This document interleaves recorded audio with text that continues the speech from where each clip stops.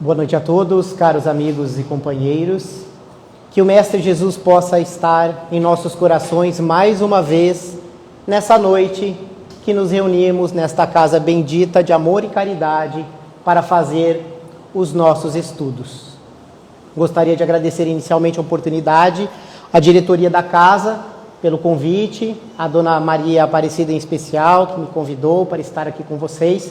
É um prazer, uma alegria, uma satisfação muito grande.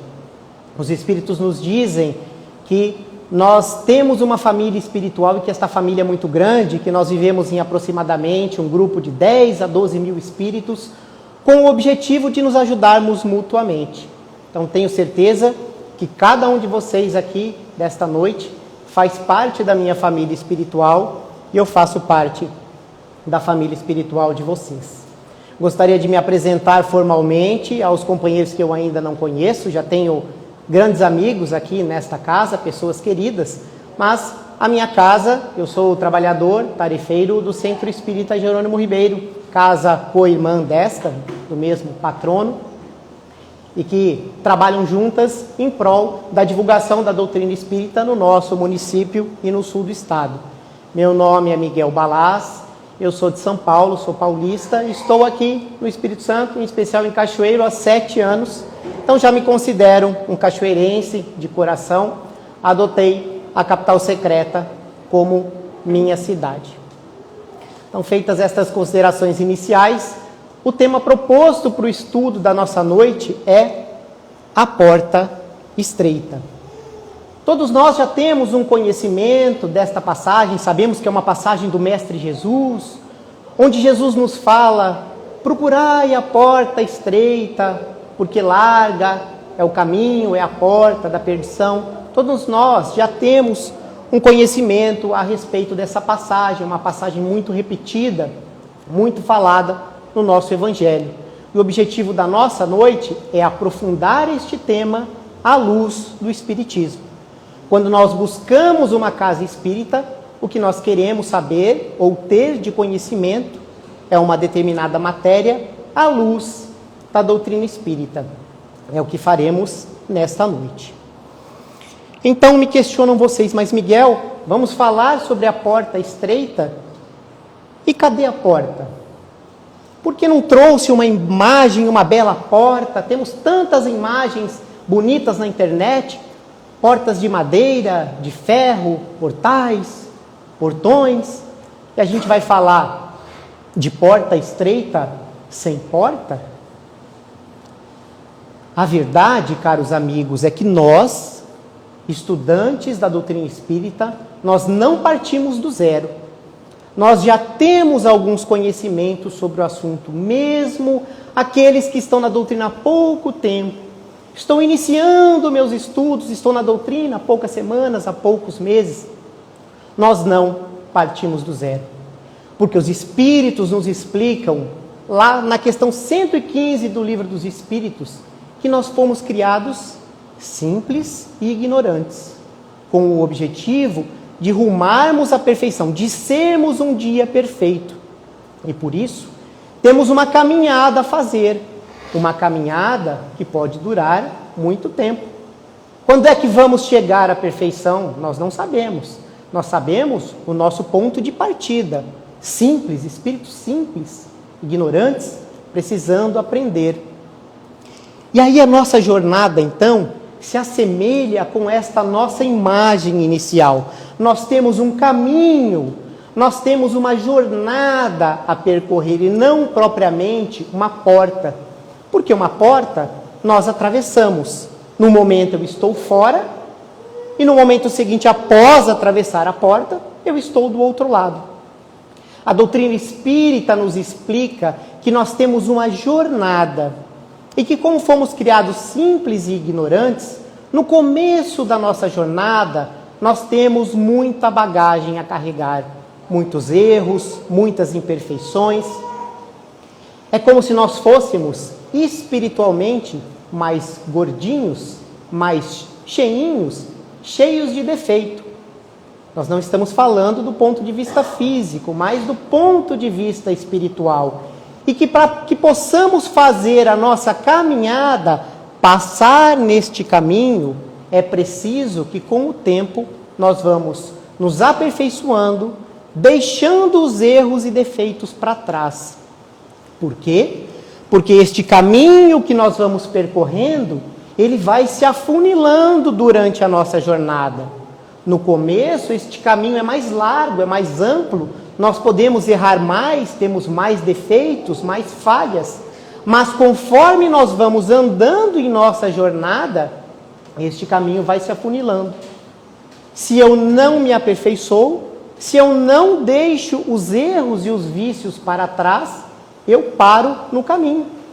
O caminho não me permite mais andar, porque ele se estreita. E é preciso que a gente continue sempre se aperfeiçoando, se melhorando para percorrer todo este caminho que é a nossa jornada, a nossa missão de vida. Ah, mas Miguel, Jesus falou de porta e você está falando de caminho? É outra coisa. Jesus falou de porta. Cadê a porta? Então vamos verificar a passagem do Mestre Jesus através do Evangelho de Mateus, lá no capítulo 7. Vamos ver o que fala o Mestre para termos a exata compreensão e aí então iniciarmos o nosso estudo nesta noite. Nos diz Jesus: entrem pela porta estreita, porque é larga a porta e espaçoso o caminho que leva à perdição. E são muitos os que entram por ela.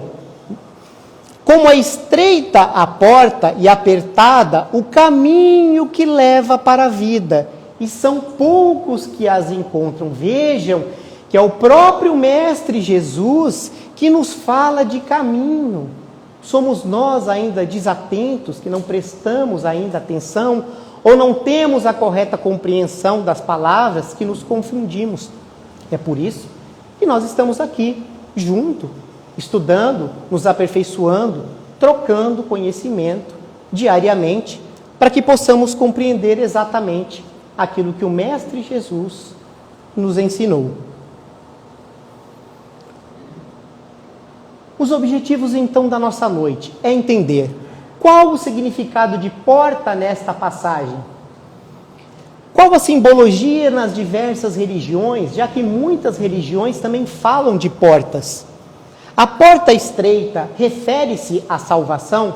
Se eu passar pela porta estreita, estarei eu salvo? Garantir a minha vida eterna? É assim que funciona? É assim que a doutrina espírita nos explica? E o que Jesus quis dizer realmente com o termo porta estreita? Esta é a nossa principal missão desta noite.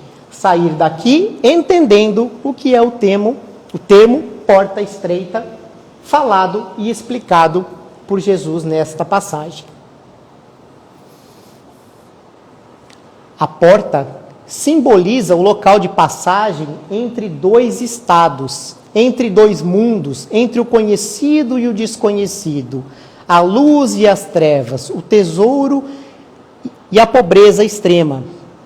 A porta tem uma simbologia muito grande que nos permite a reflexão da necessidade da nossa mudança. Como assim? Quando nós chegamos num local sagrado em que há uma porta, e diversas religiões, simbologias, doutrinas utilizam desta porta como simbologia, nós sentimos que passando por aquela porta, a partir deste momento, eu estou num local sagrado. E estando num local sagrado, eu trago para mim o sentimento e a necessidade de me melhorar, de me aperfeiçoar, de ser melhor a partir daquele momento até aquele momento onde eu estava. A porta não só se abre, mas convida-nos a transpô-la, a passar do domínio do profano para o sagrado. A partir deste momento, eu tenho que me melhorar, eu tenho que me aperfeiçoar. Sabemos, temos o entendimento de que isso é uma simbologia, porque não é que eu atravessei de uma linha para outra que a nossa vida mudou, mas nos traz a necessidade de fazer a reflexão. Porque nós, espíritos ainda simples e ignorantes, não conseguimos nos manter conectados com Deus todo o tempo. Se nós já estivéssemos nesta etapa, estivéssemos já evoluídos espiritualmente, nós não precisaríamos vir à casa espírita, nós estaríamos em conexão com Deus todo o tempo. Mas por que que nós estamos aqui na nossa casa, no nosso templo, cada um na sua religião, na sua igreja? Porque precisamos ainda nos reconectar com Deus. Quando entramos aqui, nós não fazemos a nossa oração, não pensamos nas nossas falhas, na nossa família, no que fizemos de errado, no perdão que nós temos que dar, naquilo que temos que melhorar. E aí precisamos então destas simbologias ainda para que sejamos seres melhores, para que nós nos lembremos de Deus e da necessidade de nos modificarmos dele. Há diversos tipos de porta. Várias religiões e várias simbologias utilizam deste mesmo instrumento para os seus estudos, para as suas interpretações. Nós temos as portas das catedrais, das igrejas católicas, as toranas hindus, que é aquela segunda imagem do lado lá de cima, que são os portais sagrados da religião hindu. Nós temos os portões das cidades quimeres, que é o povo da região do Laos, do Camboja, que também possuem portais com esse simbolismo de sagrado, de nos conectarmos a Deus através da transposição deste portão. E temos também os toris japoneses, que são esses portais. Quem já foi numa igreja budista, ou já foi a São Paulo, no bairro da Liberdade, passa lá pelo tori, e quem passa pelo tori faz uma reverência, lembra de Deus, mentaliza o nosso Deus, nosso Pai Criador, e se torna melhor através dessa simbologia. Nas tradições judaico-cristã, que é a nossa, que estamos inseridos, né? Somos cristãos, a importância da porta é imensa, porque ela dá acesso à revelação. Se Cristo em glória é representado no alto dos frontispícios das catedrais, é porque Ele próprio é o caminho para os céus, o caminho para a nossa salvação. Frontispício é essa fachada das catedrais da igreja, em que Jesus, em muitas delas, é colocado em cima desta passagem, como se fizesse parte da porta. Assim como nós adentramos uma catedral, uma igreja, a simbologia é de que estamos atravessando o Mestre Jesus. Estamos adentrando o mundo espiritual através do conhecimento e do Evangelho que Jesus nos trouxe. Foi o próprio Mestre que disse: eu sou a porta, quem entrar por mim será salvo. Jesus se coloca a nós como a porta, precisamos transpô-la, precisamos entrar através desta porta para sermos salvos. É a possibilidade de acesso a uma realidade superior. Tudo isso é uma simbologia. Tudo que significa a porta, esse acesso a uma realidade superior. E aí nós fazemos então a comparação com a metáfora da viagem. Quando nós vamos fazer uma viagem, vamos a um país vizinho, quem já teve oportunidade de fazer uma viagem internacional, já passou por isso, sabe como é.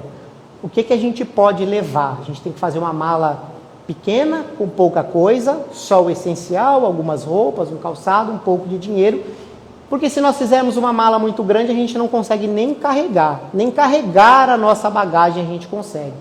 E aí se chega no aeroporto para fazer o embarque, chega ali naquele momento, olham a nossa mala, isso você não pode levar, isso tem que ficar aqui, ou nós deixamos a bagagem para trás para fazer a transposição, adentrar a porta e seguir a nossa viagem, ou somos impedidos de viajar por excesso de peso, por bagagens equivocadas. E se tivéssemos então empreendendo uma viagem, mas que fosse para o outro lado da vida, para a vida espiritual, nós temos que neste momento atravessar o portal e vamos sair deste plano material para o plano espiritual. O que é que nós podemos levar? Somente aquilo que fosse possível de ser passado pela porta estreita. Daí então a importância de entender o que é a porta estreita. Por quê? quando nos depararmos com o nosso momento de desencarnação, de retornar à pátria espiritual, o que é que nós levamos? Eu levo o meu carro? Eu levo o meu dinheiro, o meu computador, meus filhos comigo? O que é que eu levo para o outro lado? Só aquilo que pode passar pela porta estreita. Todo o resto ficará aqui no plano material. É por isso que lá no Evangelho segundo o Espiritismo, quando Kardec nos fala sobre esse tema, sobre a verdadeira propriedade, ele nos diz que a verdadeira propriedade não é o dinheiro e os bens materiais. Isso tudo fica aqui. Mas o desenvolvimento da inteligência, os conhecimentos morais e o bem que tivermos praticados em prol do nosso próximo. Estes, como nos diz o Evangelho, são os tesouros que nenhum ladrão nos rouba. Não é possível retirar esses tesouros de nós, porque eles são tesouros espirituais. Tudo aquilo que o espírito angaria, que o espírito conquista através do seu esforço, é do espírito para sempre. Quando eu adquiro bondade, humildade, caridade, compreensão, são bens espirituais que permanecerão com o espírito que conquistou para sempre. Não dá para vender, não dá para emprestar, não dá para doar, porque este desenvolvimento espiritual é individual. Cada um tem que percorrer o seu caminho e atravessar a sua porta estreita ao final. Nós podemos ter uma noção da importância das passagens do Mestre Jesus de algumas formas. Uma das formas de ter a compreensão de algo que Jesus falou, claro, nós sabemos que tudo é importante. Jesus não falou nada só por falar de passagem, tudo que o Mestre Jesus é importante. Mas, para nós, na nossa escala evolutiva, por vezes, algumas coisas, neste momento, são mais importantes que outras. Uma das formas de entendermos da importância das passagens é verificar que, às vezes, ela consta de mais de um evangelho. Por quê? Ou porque aquilo é muito importante e Jesus falou várias vezes, né? Igual a gente faz com as crianças em casa. Meu filho, faça isso. Meu filho, a gente fica repetindo, porque aquilo é importante. Jesus fez muito isso. Aonde ele ia, ele falava aquela passagem, para que todos pudessem entender, para que todos pudessem ter o mesmo conhecimento. Então, quando nós identificamos uma passagem, uma parábola, um ensinamento que está em mais de um evangelho, isso deve nos chamar muito a atenção, porque aquilo é muito importante, temos que prestar bem atenção, porque foi tão importante aquele ensinamento de Jesus, que Mateus anotou, que Lucas anotou, que Marcos anotou, está nos evangelhos e às vezes até nos evangelhos apócrifos. Já ouviram falar nos evangelhos apócrifos, né? Nós temos a Bíblia em que reúnem os 4 evangelistas, mas há outras pessoas que também conviveram com Jesus, outros apóstolos, outros discípulos, que também fizeram anotações. E isso foi compilado por uma decisão humana, lógico, influenciado pela espiritualidade, senão nós não teríamos aqui os evangelhos. Mas também há outros textos em que esta mesma passagem consta, evangelhos que não entraram na composição da Bíblia, mas que também podem trazer grandes ensinamentos. Esta passagem é tão relevante, a porta desta mensagem que Jesus nos trouxe, que ela consta de 2 evangelhos. A primeira delas é do Evangelho de Mateus, que é aquela passagem que eu li inicialmente, porque ela é mais sucinta, é mais resumida, então a gente parte sempre do mais simples para o mais sofisticado, do mais fácil de entender, para depois chegar em algo mais profundo. Mas vamos reler esta passagem do Evangelho de Mateus. Mateus escreveu, anotou, né, ensinou, dizendo o que disse o Mestre Jesus: entrai pela porta estreita, porque é larga a porta da perdição, espaçoso o caminho que ela conduz, e muitos os que por ela entram. Quão pequena é a porta da vida, quão apertado é o caminho que a ela conduz, e quão poucos os encontram. Esta passagem, então, nos explica que nós temos dois tipos de espíritos. Aqueles que optam pela facilidade da vida material, que é o caminho mais fácil de trilhar quando nós estamos na matéria, mas há o outro tipo de espírito que opta pelas dificuldades da vida material, por realizar os compromissos que se comprometeu no plano espiritual, mas que terão mais dificuldades na vida material, mas que, por fim, passarão pela porta estreita, que é a recomendação do Mestre Jesus. A outra passagem, que é em igual sentido, mas um pouco mais ampla, com um pouco mais de palavras, porque lembrem-se, Jesus ensinou e não escreveu nada. Jesus não deixou livros escritos dele, ele ensinou e cada um, de acordo com a sua compreensão, ia fazendo os seus entendimentos, ia passando ao seu próximo. Alguns, com uma compreensão um pouco maior, pegavam um pouco mais e tinha condição de passar algo mais. Outros ainda, com menos compreensão, o que compreendia, passava ao próximo. No Evangelho de Lucas já está um ensinamento um pouco mais elaborado, onde Jesus diz: tendo-lhe alguém feito esta pergunta, Senhor, serão poucos os que se salvam? Ou seja, já nos explica que estava num ensinamento, num diálogo, né? Onde Jesus estava lá e alguém perguntou: Mestre, Jesus, como faz para se salvar? Olha que pergunta simples de fazer e difícil de responder, né? Só o Mestre Jesus é que teria capacidade de nos explicar e nos ensinar como faz para se salvar, como faz para ganhar a vida eterna. E aí diz Jesus: esforçai-vos, ou seja, demanda esforço por entrar pela porta estreita, pois vos asseguro que muitos procurarão transpô-la e não poderão. Ou seja, demanda esforço para passar pela porta estreita. Muitos vão tentar transpor, ou seja, vão tentar pular a porta para chegar do outro lado. Não vão querer passar pela porta, vão tentar pular, vão tentar transpor esta porta sem fazer o esforço necessário. Na vida material a gente vê muito isso, não é, meus amigos? Que muitos tentam transpor as dificuldades, não enfrentar, resolver o problema, mas transpor aquela dificuldade, jogar aquela dificuldade para o lado, passar pelo lado e fugir da dificuldade. Mas Jesus vai nos falar que no plano espiritual, na vida eterna, quando estamos falando da nossa verdadeira vida, que é a vida eterna, não há esta possibilidade. Não é possível transpor a porta sem fazer o esforço para atravessá-la.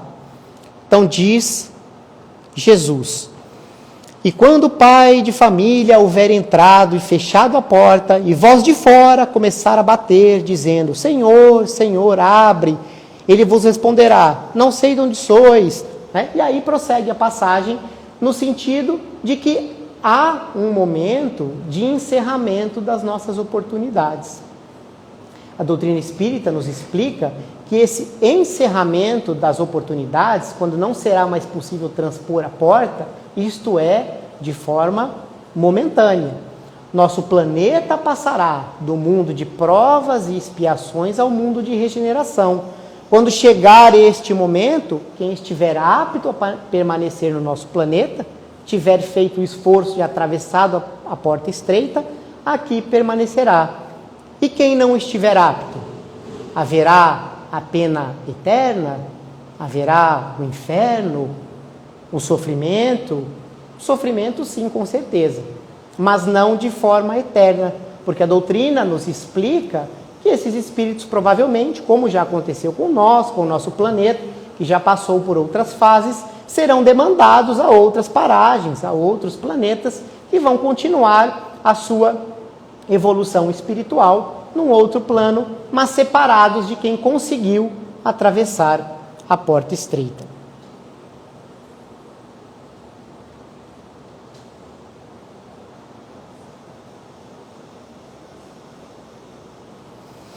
Aqui. Como é que funciona então efetivamente as nossas dificuldades, os nossos desafios e essa tal da porta estreita. Antes de virmos a este plano, nós pedimos aos nossos mentores, aos nossos espíritos benfeitores, que nos permitam a dificuldade, que nos permitam a porta estreita, a fim de aproveitarmos a oportunidade de evolução espiritual. Porque sabemos que é só com evolução que nós vamos aqui permanecer. Aí nós pedimos aos nossos benfeitores, aos nossos mentores, queremos vir com defeitos no corpo, com impossibilidades mil, com dificuldades, com pobreza, com fraqueza, com ruína, a fim de que estejamos aptos ao trabalho de ressarcimento de débitos passados, como também a nossa preparação do que há por vir. Nós pedimos isso porque sabemos que é só enfrentando as dificuldades que nós vamos evoluir e aprender. E aí, como é que funciona na prática? Emmanuel, lá no capítulo 20 do livro Vinha de Luz, vai nos falar como é que isso funciona na realidade. Emmanuel diz o seguinte: reconhece a necessidade do sofrimento purificador, ou seja, nós, quando estamos lá no plano espiritual, sabemos que as dificuldades, o sofrimento é purificador. Nós, anseia, diz Emmanuel, pelo sacrifício que redime, ou seja, sabemos que precisamos nos sacrificar.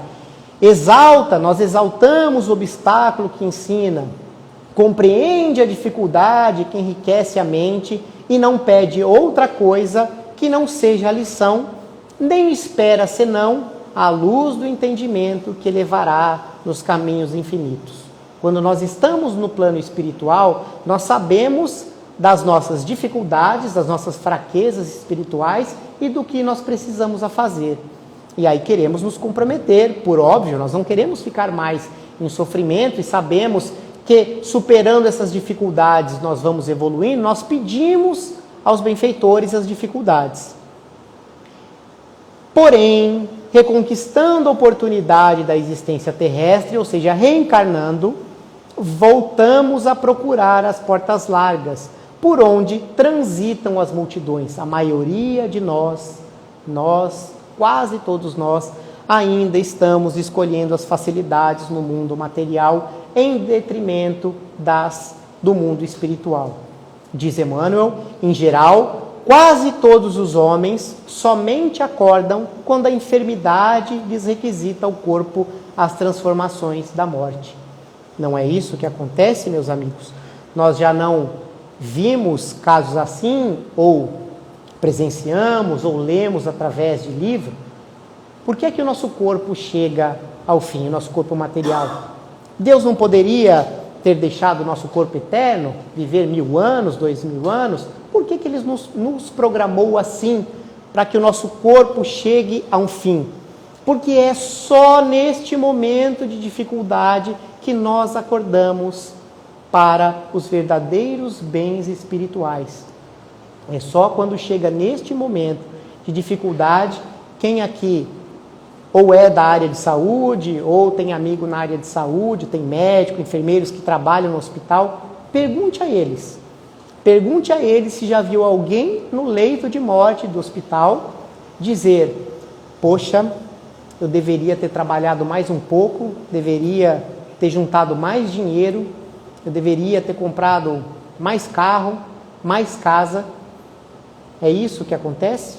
Ou ao contrário, quando a pessoa está no seu finalmente do suspiro material para o espiritual, faz a reflexão: puxa, eu devia ter vivido mais com a minha família. Eu devia ter prestado mais atenção no meu pai e na minha mãe.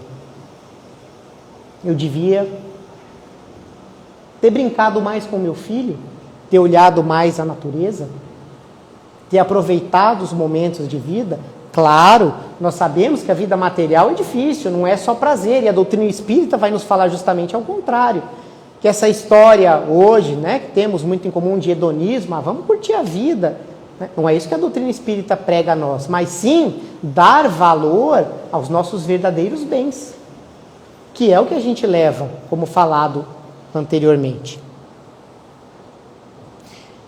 E aí então o irmão X, no capítulo 15 do livro Estante da Vida, narra provações pedidas por Alberto Nogueira, um espírito, né, em que o livro conta o caso de Alberto Nogueira, no sentido de reparar a sua posição de espírito delinquente.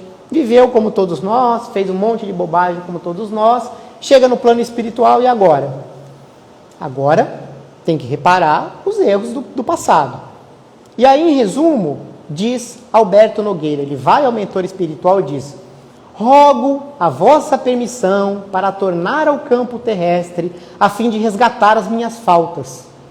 Concede-me a lepra, o abandono dos entes queridos, a extrema penúria, a loucura, a cegueira, os calvários morais e os tormentos físicos de qualquer natureza. Ou seja, o que vai lá Alberto pedir? Me manda lá para a terra como estrupiado, eu vou aguentar porque eu quero pagar a minha dívida. Me coloca na pior situação. Não é isso que o Alberto está pedindo? Ele quer pagar as dívidas dele logo. Né? Quem tem dívida no banco sabe como é. A gente quer se livrar, né? Se livrar logo daquilo. Então ele tem dívida no plano espiritual, ele quer pagar tudo de uma vez. E vai lá e fala para o mentor. E aí o que o mentor fala para ele? Igual a gente que quando tem a dívida não consegue pagar aqui no banco, como que a gente faz? O que o mentor fala para ele? Eis o despacho da autoridade superior, né? Quem está decidindo, um espírito mais evoluído, os nossos orientadores, que sabem o que é bom para nós. Sabem as bobagens que a gente promete e depois não consegue fazer. Então eles não deixam a gente fazer qualquer loucura, não deixam a gente fazer qualquer absurdo. E não é a gente que escolhe, a gente participa da programação, mas dentro de critérios. E os critérios são, quais são os critérios? Aquilo que é bom para nós, aquilo que aproveita o meu espírito. Sabendo o mentor que eu vou retornar e não vou dar conta do serviço, ele não vai me dar o serviço. Ele não vai me mandar numa barca furada, já sabendo que eu não tenho condição de fazer. E aí, o despacho da autoridade superior para Alberto. O Senhor, o nosso Pai Criador, pede misericórdia, não sacrifício.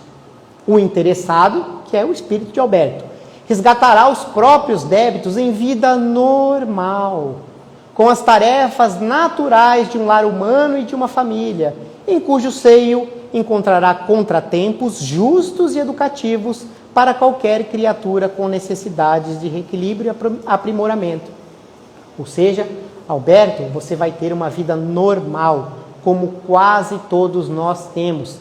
Às vezes a gente reclama da nossa vida, mas nós estamos tendo uma vida normal.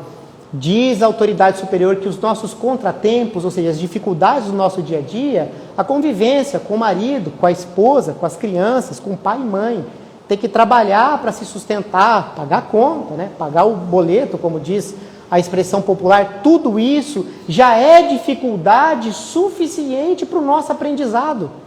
Se a gente der conta disso, de viver bem em casa, com a esposa, com o filho, com o pai e com a mãe, com os vizinhos, opa, acho que aí está difícil, né?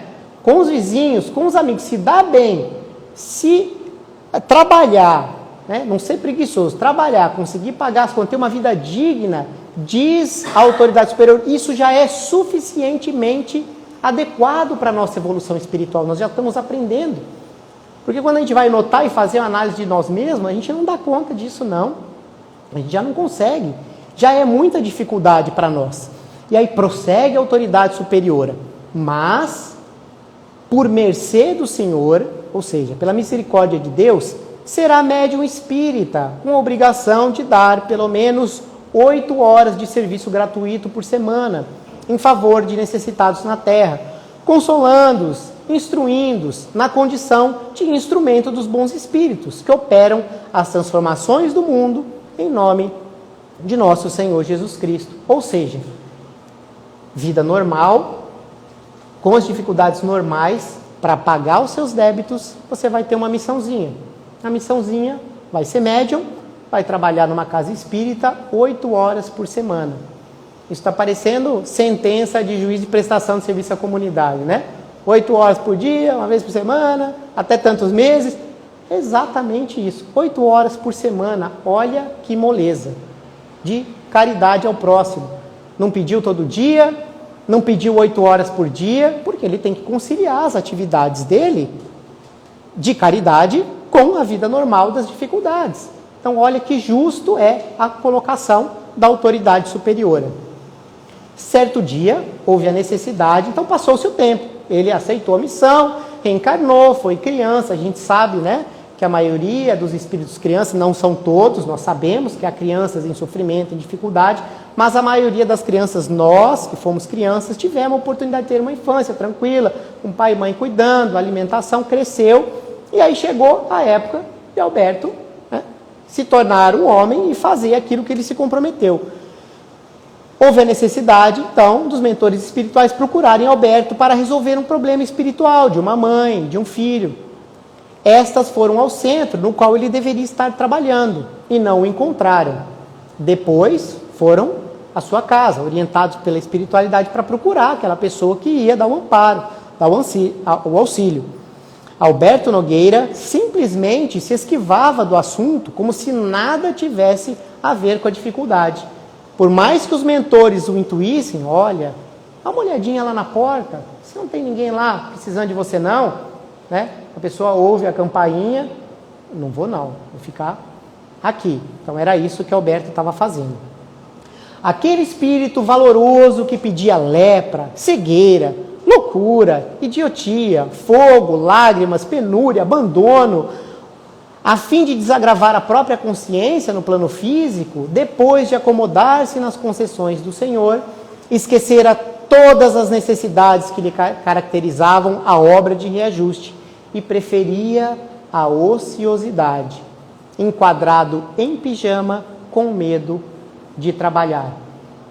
Aonde que os mentores foram pegar o Alberto?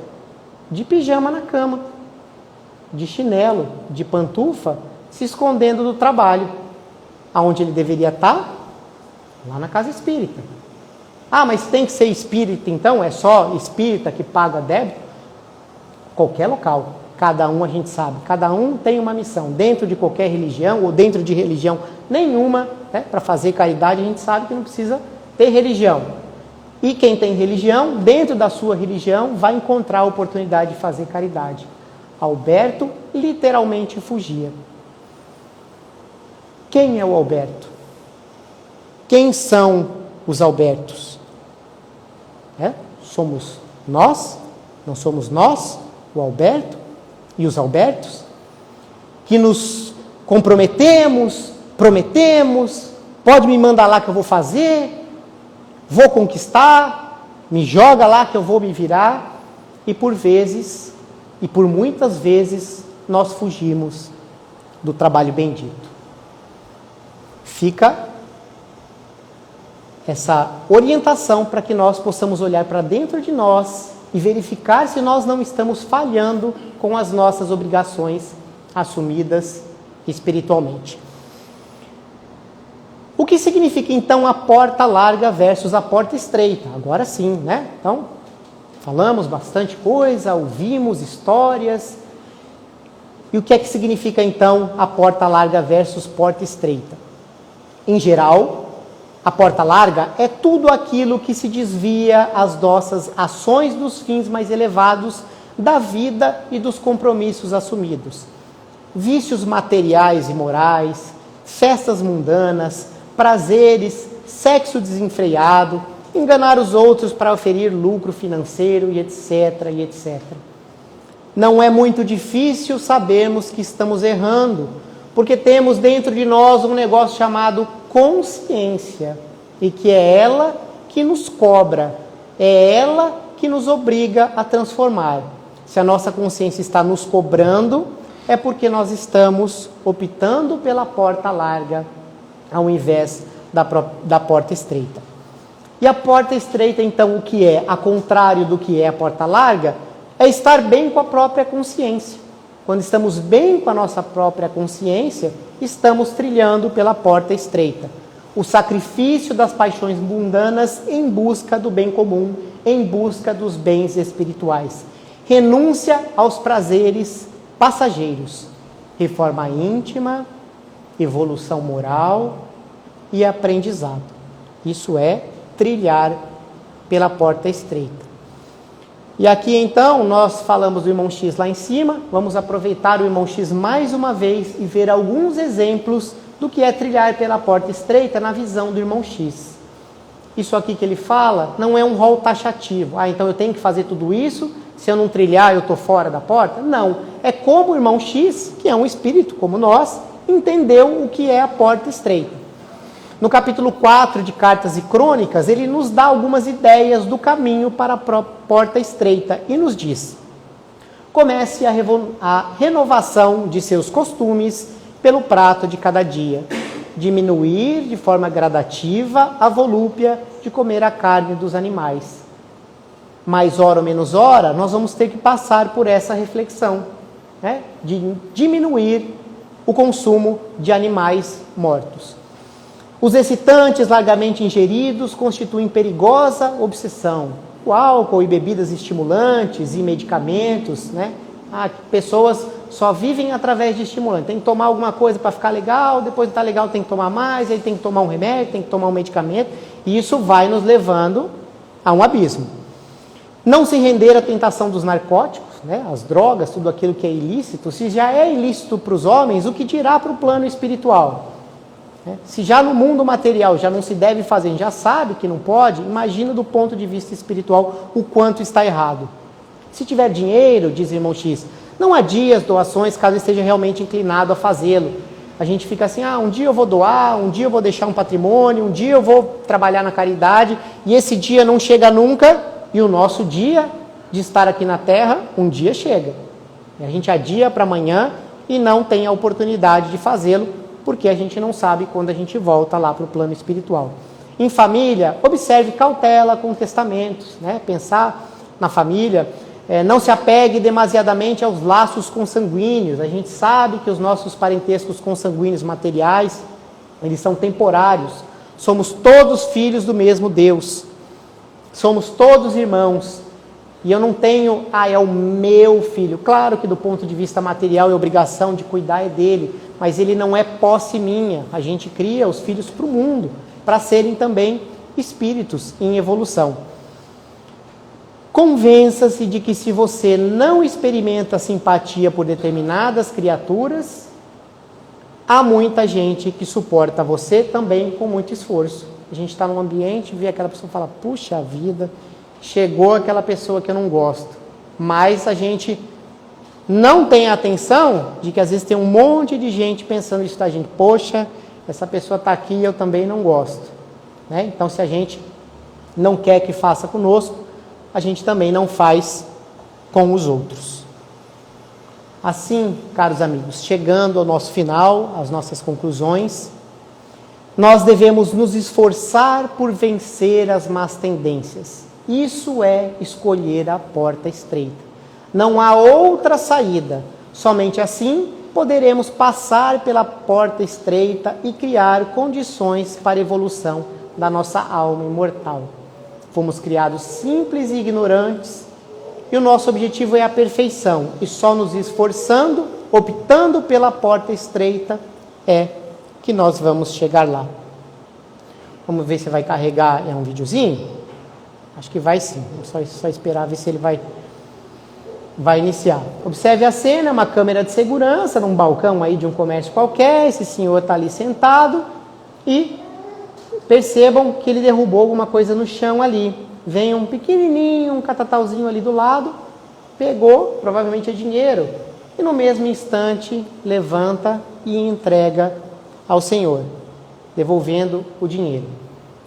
Quando ele pegou esse dinheiro, vocês acham que ele pensou, poxa, será que eu fico para mim? Será que eu devolvo? Será que eu vou pela porta estreita ou pela porta larga? Vai passar de novo para quem não conseguiu ver a primeira vez. Isso é o exemplo de escolha da porta estreita, porque ele fez sem pensar. Ele faz no instinto, no automático de um espírito que já entende. Se isso não é meu, eu pego e devolvo e entrego. A gente tem um exemplo, né? Às vezes a gente gosta de se mirar nos exemplos dos mais velhos, que são sempre um exemplo para a gente, sem dúvida nenhuma, mas por vezes uma criança, o nosso filho em casa, nos ensina mais que um adulto. É um espírito, às vezes, muito mais evoluído do que nós. Assim, caros amigos e companheiros, espero que tenhamos atingido o objetivo.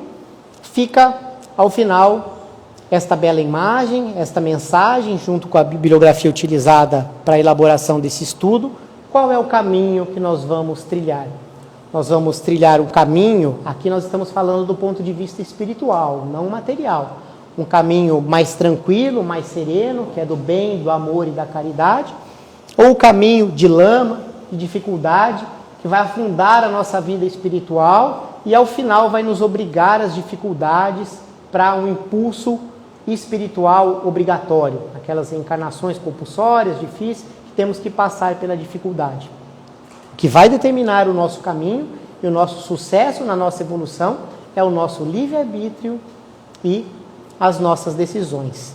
Tendo o Mestre Jesus como guia, como modelo, como a nossa porta, atravessando pelo Mestre, que é o nosso guia, a nossa verdade, a nossa vida, a gente com certeza vai conseguir trilhar neste caminho correto de amor, caridade e salvação para todos nós. Meu muito obrigado a todos, que Jesus possa nos abençoar, uma excelente semana para nós.